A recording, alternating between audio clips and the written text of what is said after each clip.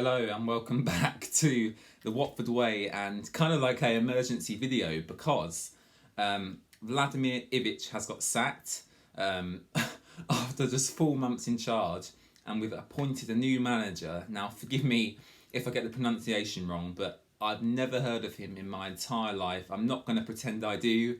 I'm just going to kind of roll with my thoughts on the whole situation and see what you guys think. So we've appointed Xisco Muñoz, if I got that right. So Xisco, I'm just going to call him Xisco. Xisco joins the club on a deal until the end of the season. I'm not going to touch too much on Xisco firstly. I just want to touch on Vladimir Ivic first. And his sacking after what was, I'm sure we can all agree, a really, really poor performance against Huddersfield. Ben Foster obviously making that mistake for the first goal, essentially kicking it to the Huddersfield man, and Etienne Capoue scoring a really poor own goal. Obviously, you can't put individual mistakes down to a manager, but as soon as that happened, I thought it's not looking good for Ivic at all. We've not really played a 90-minute game where we've played consistently well, putting the team under pressure. We've seen it in little spits and spats, 10 minutes here, 20 minutes there. I think the Preston game is the only game we really dominated largely throughout it. But I think the writing was on the wall pretty much for Ivic. And yeah, it's come out afterwards. Sammy Mockbell, for the Daily Mail, he wrote a really, really fantastic article. I'm actually going to leave a link to that in the description to this video, because I think you guys should check that out, because it is absolutely extraordinary. It is extraordinary. I'm just thinking off the top of my head kind of what you mentioned in there. One of them was that Vladimir Ivic tried to impose like a training ground wide ban on the use of mobile phones, and all the players refused that. I know another one was that he didn't let the players go straight home after games. He made them stay in the hotel rather than going back home to see their family. And it's stuff like this, and there was much, much more that you can find out of reading the article. But it was just extraordinary, and I personally thought the reason we brought Ivic in was to be that disciplinarian manager who would impose these strict rules, because it seems that under previous managers, player power has kind of ruled the team, and ultimately it's happened again. And surprise. So much has happened. I'm just trying to think about what's actually happened in the past weekend. I'm recording this on Monday as you watched it, so I've kind of seen all the reaction, seen them get sacked, seen who were brought in, see how our players have reacted, and Troy Deeney has come out, because there was some issues with Troy Deeney getting dropped for the Huddersfield game, and he's come out. Obviously, he works for TalkSport on a Monday morning.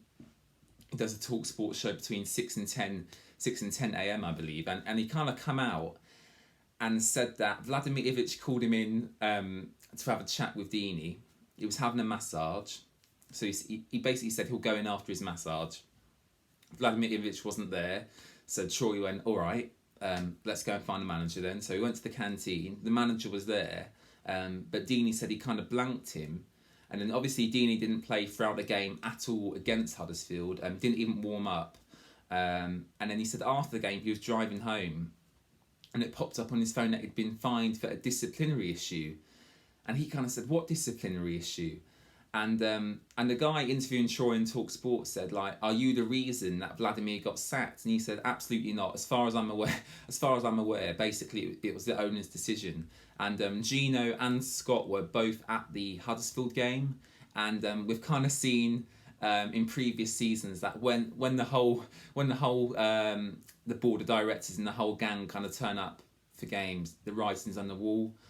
So look, it wasn't a surprise to see him get sacked, but it's just the same thing again with our owners. And I think I've now become personally frustrated by the whole situation. It's just the same thing again, and unfortunately for Xisco Muñoz, I'm sorry Xisco if I've pronounced your name wrong, but unfortunately for you, I've got no idea who you are.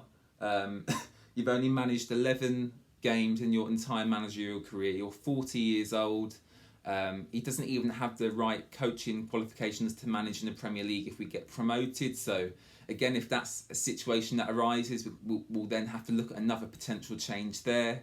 So it's just one of these things where the world, and Watford specifically at the moment, Watford Football Club, is in a bit of a crazy place. But I wish Xisco all the best. I'm sorry I couldn't bring you more information on him. But unfortunately, there isn't really a lot out there because he's only managed so few games throughout his career. He had a really good playing career. Played in some really top teams in Spain. Valencia he played for as a winger, I believe. But there's not a lot of information on Xisco in terms of his tactics. A lot of stuff on Twitter about that he likes to play free-flowing football. He's fluent. He speaks fluent English, so that's obviously not going to be an issue, which is fine.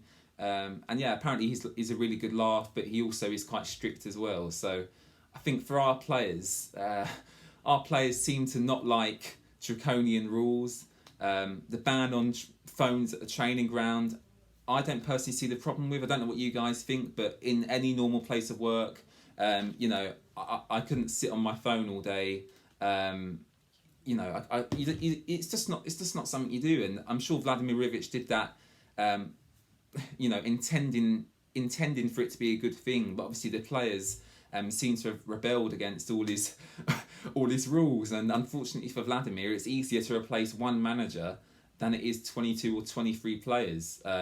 So yeah, unfortunately, I'm sorry Vladimir, but I've only got to see him in real life once as well, because I went to the Brentford game, so I got to see Vladimir then.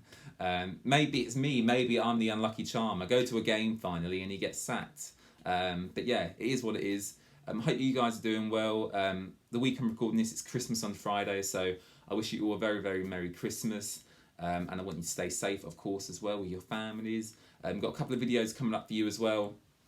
Norwich City preview is coming out the day after this video, so make sure you go and check that out. We've got someone from the Canary Cast podcast on, kind of talking about how Norwich have got on so far. Obviously, they're top of the league, so it's a really, really important game for us to make ground on them.